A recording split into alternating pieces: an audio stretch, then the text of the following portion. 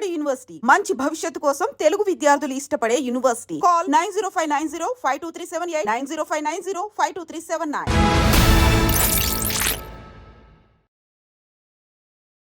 అందరికీ నమస్కారం. నేను Swaroopa Potlapalli. Welcome to trending topic. కన్న బిడ్డలను కంటికి రెప్పలా కాపాడాల్సిన కన్న తండ్రే కాల యముడిలా మారిపోయాడు. ముఖ్యంగా ఈ పోటీ ప్రపంచంలో తన బిడ్డలు రాణించలేరేమోననే భయంతో వారి కాళ్ళు చేతులు కట్టేసి నిండా నీళ్లు ఉన్న బకెట్లో తలలు ముంచి మరీ చంపేశాడు. ఇంతకీ ఆ పిల్లల వయసు ఎంతో తెలుసా? 6-7 ఏళ్లు. అలాంటి పిల్లల గురించి భయపడి తండ్రి ఇలాంటి ఘోరమైన నిర్ణయం తీసుకున్నాడు. దేశమంతా హోలీ సంబరాలు జరుపుకుంటే ఆ ఇంట్లో మాత్రం కిరాతకం రాజ్యమేలింది. ప్రస్తుతం నాతో పాటు life coach, family counsellor Ram మెట్టు గారు ఉన్నారు. ఆయనతో మాట్లాడి ఈ కేసు గురించి అనేక విషయాలు తెలుసుకుందాం. నమస్తే రామ్ గారు. నమస్తే అండి. చూసారు కదా పసి పిల్లల్ని తండ్రి ఎంత క్రూరంగా చంపేశాడో. ముందుగా ఈ కేసు డీటెయిల్స్ మాట్లాడుకుందాం. షూర్ అండి. సో బేసిక్గా ఈ కేసులో అండి అతను ఓఎన్జీసీ ఎంప్లాయ్. అతను సో పిల్లల్ని ఇంకా వాళ్ళ వైఫ్ని ఆఫీస్కి తీసుకెళ్ళి అక్కడ కూర్చోబెట్టి వాళ్ళ వైఫ్ని నువ్వు ఇక్కడే ఉండు, నేను పిల్లలకి టైలర్ షాప్కి తీసుకెళ్ళి మెజర్మెంట్స్ అవి యూనిఫామ్ కోసం అనేసి మెజర్మెంట్స్ తీపించుకుంటా అని చెప్పి ఇద్దరు పిల్లల్ని మళ్ళీ వెనక్కి ఇంటికి తీసుకెళ్ళానండి. ఇంటికి తీసుకెళ్ళి అక్కడ వాళ్ళ కాళ్ళు చేతులు కట్టేసి బకెట్లో నిండా నీళ్ళు నింపి అందులో తలలు 2 ముంచేసి ఊపిరాడకుండా చేసి వాళ్ళిద్దరిని చంపేసిన తర్వాత అతను మళ్ళీ వాళ్ళ బెడ్రూమ్లో హ్యాంగ్ చేసుకొని తను చనిపోయాడు. చనిపోయినప్పుడు సూసైడ్ నోట్ రాశాడండి. ఇది అసలు అన్నిటికంటే షాకింగ్. సూసైడ్ నోట్లో అతను రాసింది ఏంటంటే వాళ్ళ పిల్లలు ఒకడు యూకేజీ ఒకళ్ళు ఫస్ట్ క్లాస్ అండి. This is the class. వాళ్ళు ఒకళ్ళు యూకేజీ ఒకళ్ళు ఫస్ట్ క్లాస్. వాళ్ళు సరిగ్గా చదవట్లేదు, ఫ్యూచర్లో వాళ్ళు రాణించలేరు, ఈ పోటీ ప్రపంచంలో వాళ్ళు రాణించలేరు అని అతను డిసైడ్ అయిపోయి నేను ఎలాగో వీళ్ళకి ఫినాన్షియల్ సపోర్ట్ ఎక్కువ ఇవ్వలేను అని తనకు తనే డిసైడ్ అయిపోయి వాళ్ళిద్దరిని చంపేసి తను చనిపోయాడండి. అసలు ఎంత బాధాకరం అండి ఇది. ఎందుకంటే ఆ ఏజ్లో లైక్ 6 years 7 years ఏజ్లో వాళ్ళకి సరిగ్గా రాయటం, పెన్ను సరిగ్గా పట్టుకోవడమే రాదు వాళ్ళకి. చెప్పాలంటే వాళ్ళు ఇంకా డెవలప్ అవుతూ ఉంటారు, ఎన్నో చూడాలి లైఫ్లో. అలాంటిది వీళ్ళు రాణించలేరు అని వాళ్ళ డాడీ ఫిక్స్ అయిపోయి తనని చంపేశారు అని అంటే అది చాలా క్రూరం అండి చెప్పాలంటే. భార్య కూడా ఇంట్లో లేదు, ఆమెను నమ్మించి అతను ఇంత దారుణంగా పిల్లల్ని చంపేశాడు. అసలు మళ్ళీ ఇంటికి వచ్చేసరికి ఆయన కూడా ఆత్మహత్య చేసుకుని ఉన్నాడు. అంటే ఇద్దరు పిల్లల్ని చంపి తెలుసు కదా మళ్ళీ నేరం మీద పడుతుంది అని చెప్పి ఆయన సూసైడ్ చేసుకున్నాడు. రైట్. ఆలోచించకపోవడం అండి. ఇంకోటి ఏంటంటే అవగాహన లేకపోవడం. అంటే చాలా మందికి ఇది ఒక రాంగ్ నోషన్ ఉందండి. ఏంటంటే మార్కులే అన్నీ, అంటే నాకు మార్కులు వస్తేనే నేను జీవితంలో పైకి వస్తాను, నేను ఏదైనా సాధించగలుగుతాను అనే ఒక రాంగ్ థాట్ ప్రాసెస్ ఏదైతే మోస్ట్ పేరెంట్స్లో ఉందో ఫస్ట్ అది తొలగించాలండి.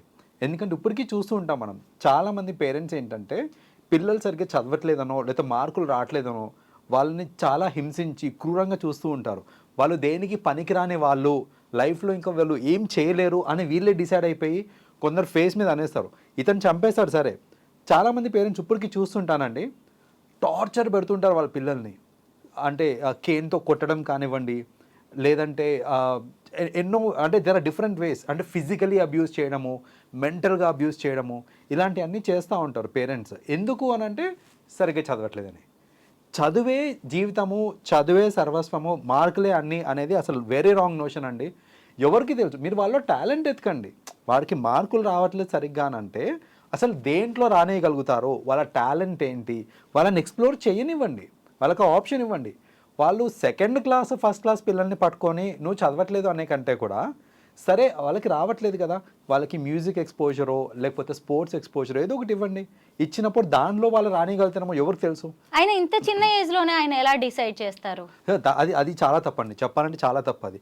ఎందుకంటే ఒక స్టూడెంట్ లేకపోతే ఒక చైల్డ్ అట్లీస్ట్ ఒక 4th 5th క్లాస్కి వచ్చేదాకా కూడా ఒక క్లారిటీ అనేది రాదు. అంటే లైఫ్లో వాళ్ళకి ఏం చేయాలి, ఏమంటే ఇంట్రెస్ట్, అసలు ఏది కరెక్ట్ ఏది రాంగ్, దేనిలో చేస్తే నేను రానేయగలుగుతాను, ఆ క్లారిటీ అనేది అట్లీస్ట్ 4th క్లాస్కి వచ్చేదాకా కూడా వాళ్ళకి రాదు. 4th క్లాస్ నుంచి ఏంటంటే వీళ్ళకి అన్నీ ఎక్స్పోజ్ చేస్తూ ఉండాలి. జనరల్గా చేస్తూ ఉంటే మనకి పేరెంట్స్కి ఒక క్లారిటీ వస్తుంది అనమాట. అరే వీళ్ళు ఇది బాగా చేస్తున్నారు, దీనిలో ఎక్కువ ఇంట్రెస్ట్ చూపిస్తున్నారు అనేసి దానిలో సపోర్ట్ చేయాలి.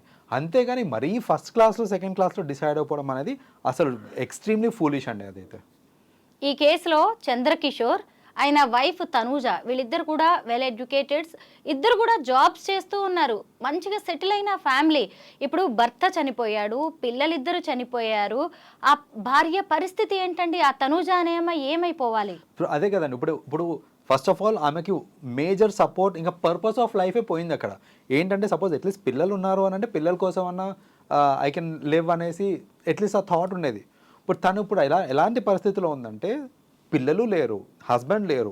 సో ఇలాంటి కేసులో అసలు ఏం చేయాలి అనే ఆలోచన ఉండదు. దానికి తోడు ఇప్పుడు ఇంకోటి ఏంటంటే ఇదేమన్నా మర్డరా, ఆమె ప్లాన్ చేసిందా అనే ఒక కోణం కూడా రావచ్చు, బయటికి వస్తుంది కూడా. మీడియా ఉంది అన్నప్పుడు ఖచ్చితంగా అది కూడా వస్తుంది. ఫస్ట్ ఆఫ్ ఆల్ తను బాధపడుతుంది, దానికి తోడు ఇవన్నీ యాడ్ అవుతాయి. ఇప్పుడు వాళ్ళకి సమాధానాలు చెప్పుకోవాలా లేకపోతే ఇక్కడ బాధపడాలా, ఏం చేయాలి అని అర్థం కాక ఈమె కూడా ఎక్స్ట్రీమ్లీ ప్రెషర్కి గురైపోతుంది. తిను కూడా నిజంగా ఎంత కడుపు కోత. ఇద్దరు చిన్న చిన్న పిల్లలు, అప్పటిదాకా చక్కగా స్కూల్కి వెళ్ళొచ్చి యూనిఫామ్లో ఉన్న పిల్లల్ని అంత దారుణంగా ఆయన చంపేశాడు అంటే, ఇలాంటి పేరెంట్స్ మన చుట్టూ కూడా ఉన్నారు. మొత్తం ర్యాంకులు మార్కులే మొత్తం జీవితాన్ని డిసైడ్ చేస్తాయి అని చెప్పి చాలామంది పేరెంట్స్ అనుకుంటూ ఉంటారు. వాళ్ళకి మీరేం చెప్తారు రామ్ గారు? ఒకటేనండి, వెరీ స్ట్రైట్ ఫార్వర్డ్ మెసేజ్ ఏంటంటే ఎవ్రీథింగ్ మార్క్స్ మీద డిపెండెంట్ ఉంటాయి అనుకుంటే అది చాలా తప్పు. కాదు, మార్క్స్ అనేది it is just a part of life.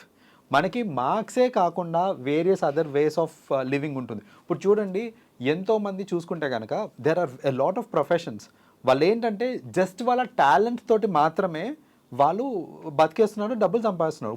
ఇప్పుడు చాలామంది తీసుకోండి, బిజినెస్లు చేసే వాళ్ళు కానివ్వండి, ఎవరన్నా సరే వాళ్ళు చదివిన చదువుకి వాళ్ళు చేసే పనికి అసలు సంబంధమే లేదు.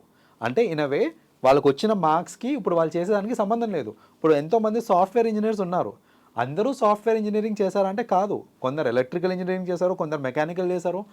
ఏం చేసినా అల్టిమేట్లీ సాఫ్ట్వేర్ చేస్తున్నారు. సో లిటిల్ బిట్ ఆఫ్ ట్రైనింగ్తో చేయగలుగుతున్నారు అది. So it is a clear indication ఏంటంటే మార్క్సే అన్నిటికీ మూలం కాదు. అండ్ ఇంకొకటి ఏంటంటే చాలామంది పేరెంట్స్కి ఇంకొక మెసేజ్ నేను ఏమిద్దాం అనుకుంటున్నానంటే, హై ఎక్స్పెక్టేషన్స్ పెట్టుకోకండి. అంటే మా అబ్బాయి ఇంత మంచి పొజిషన్లో ఉండాలి, మా అమ్మాయి ఇంత మంచి పొజిషన్లో ఉండాలి అని హై ఎక్స్పెక్టేషన్స్ పెట్టుకోవడం వల్ల ప్రాబ్లం ఏంటంటే వీళ్ళని ఎక్కడో చూద్దాం అనుకుంటారు. వాళ్ళకి ఆ టాలెంట్ లేకపోయి ఉండొచ్చు, లేదా రైట్ గైడెన్స్ కానీ సపోర్ట్ కానీ లేకపోయి ఉండొచ్చు, రానివ్వలేకపోతున్నారు. That's okay. మన లైఫ్ పర్పస్ అది కాదు కదండి.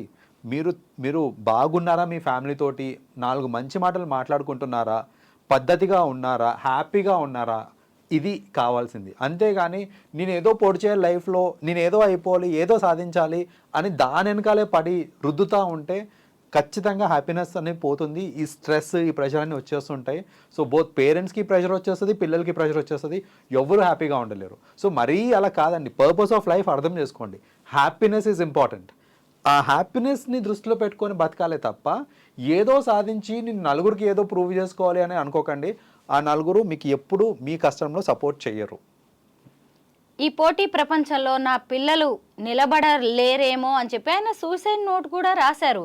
అంటే ఇదే రీజన్ అంటారా, ఇంకేమైనా ఉండే అవకాశం ఉందంటారా? ఎందుకంటే ఎక్కువగా పేరెంట్స్ మిగతా వాళ్ళ పిల్లలతో మన పిల్లల్ని కంపేర్ చేస్తూ ఉంటారు. అలా కంపేర్ చేసి కూడా ఈయన భయపడి ఉండొచ్చేమో ఆ చిన్న పిల్లల్ని చూసి.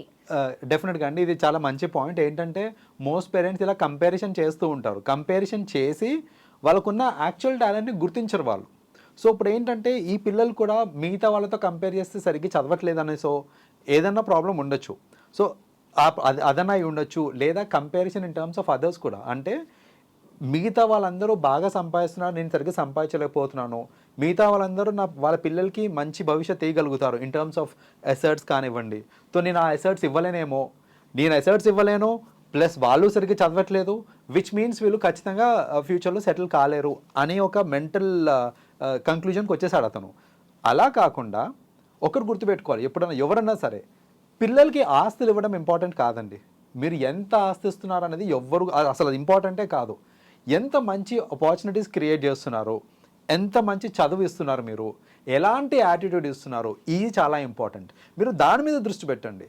మంచి యాటిట్యూడ్ ఇవ్వండి పిల్లలకి, మీరు మంచి సపోర్ట్ సిస్టమ్ క్రియేట్ చేయండి. ఖచ్చితంగా లైఫ్లో వాళ్ళు రానియగలుగుతారు. అండ్ బతక నేర్వాలండి, ఇది మోస్ట్ ఇంపార్టెంట్. అది నేర్పించండి పిల్లలకి. అది నేర్పించారంటే వాళ్ళ లైఫ్ వాళ్ళు చూసుకుంటారు. మీరు ఆస్తి ఇవ్వాల్సిన అవసరం లేదు, వాళ్ళే సుఖంగా వాళ్ళే సంపాదించుకుంటారు, వాళ్ళే హ్యాపీగా ఉంటారు కూడా. సో దీన్ని దృష్టిలో పెట్టుకొని మనం ఉండాలి తప్ప మార్కులే అన్నీ చదువుతూనే వస్తుంది మనకి లైఫ్, చదువుతోనే మనకి సెటిల్మెంట్ అని అంటే అది కరెక్ట్ కాదండి. రామ్ గారు 6-7 ఇయర్స్ పసివాళ్ళండి, అప్పుడప్పుడే స్కూల్కి వెళ్తున్న వాళ్ళు, అసలు మార్క్స్ ఏంటి, చదువులేంటి, ఆ తండ్రి వాటిని అంత సీరియస్గా తీసుకోవడం ఏంటి? ముఖ్యంగా ఒకవేళ పిల్లలకి చదువు రావట్లేదు, ఏబిసిడీలు రావట్లేదో, లేదంటే చిన్న చిన్న లెసన్స్ రైమ్స్ రావట్లేదు అనుకోండి, తండ్రిగా అతను నేర్పించాలిగా. అంటే ఈ లెక్కన వాళ్ళకి చదువు నేర్పించడమో ఇంకా దేంట్లోనో ఆయన తండ్రిగా ఫెయిల్ అయినట్టేగా. ఫస్ట్ ఆఫ్ ఆల్ కరెక్ట్, ఆయన ఫెయిల్ అయ్యాడని అతను కూడా అనుకున్నాడు కాబట్టి అతను కూడా హీ కిల్డ్ హిమ్సెల్ఫ్ చెప్పాలంటే. సో అది కరెక్ట్ కాదు. బేసిక్గా ప్రతి ప్రాబ్లమ్కి సొల్యూషన్ ఉంటుంది. కొందరు కిడ్స్ ఉంటారండి, వాళ్ళకి ఏంటంటే ADHD ప్రాబ్లమ్స్ ఉంటాయి వాళ్ళకి. సో ADHD ప్రాబ్లమ్స్ ఇవన్నీ ఉన్న వాళ్ళు ఏంటంటే వాళ్ళు అటెన్షన్ స్పాన్ ఎక్కువసేపు ఉండదు ఒక దాని మీద. సో వాళ్ళకి స్పెషల్ ట్రైనింగ్ అనేది ఇవ్వాలి. అందరు పిల్లలకి ఇచ్చినట్టే వీళ్ళకి కూడా ట్రైనింగ్ ఇస్తే వర్కౌట్ కాదు. సో ఇలాంటి ఐడెంటిఫై చేసి అసలు ప్రాబ్లం ఏంటి, ఎందుకు చదవలేకపోతున్నారో, ఎందుకు గుర్తుపెట్టుకోలేకపోతున్నారో ఈ అనాలిసిస్ చేసుకొని దానికి తగ్గట్టు వాళ్ళకి మెడికేషన్ ఇస్తే, లేదా దానికి తగ్గట్టు స్టెప్స్ కనుక తీసుకున్నాం అనుకోండి మనము, డెఫినెట్లీ ఎలాంటి కిడ్స్ అన్నా సరే వాళ్ళు రాణించగలుగుతారు. So it's all about identifying the right problem. అలా కాకుండా వీళ్ళకి రావట్లేదు మార్కులు, వీళ్ళు చదవట్లేదు, వీళ్ళు ఫోకస్ చేయట్లేదు, ఇంకెంతే, వీళ్ళు దేనికి పనికిరారు, వీళ్ళకి ఫ్యూచర్ లేదు అని అనుకొని ఇలా చంపేయడము ఇది అసలు కరెక్ట్ కాదండి. నిజమే, ఈ చంద్రకిషోర్ లాంటి పేరెంట్స్ మన చుట్టూ కూడా చాలా మంది ఉంటారండి. ఇప్పుడు ఇతను చేసింది మహాపాపం, ముఖ్యంగా 2 హత్యలు, పసివాళ్ళని చంపేశాడు, ఆయన చనిపోయాడు, ఇటు భార్యని ఒంటరి దాన్ని చేశాడు, అసలు ఆమె ఎలా బతకాలి. కానీ ఇలా చదువులే పరమావధి, చదువు తప్ప ఇంకేం లేదు జీవితంలో అనుకునే తల్లిదండ్రులు ఈ కేసు నుంచి మాత్రం చాలా నేర్చుకోవాలి. Thank you so much Ram garu. Thank you అండి.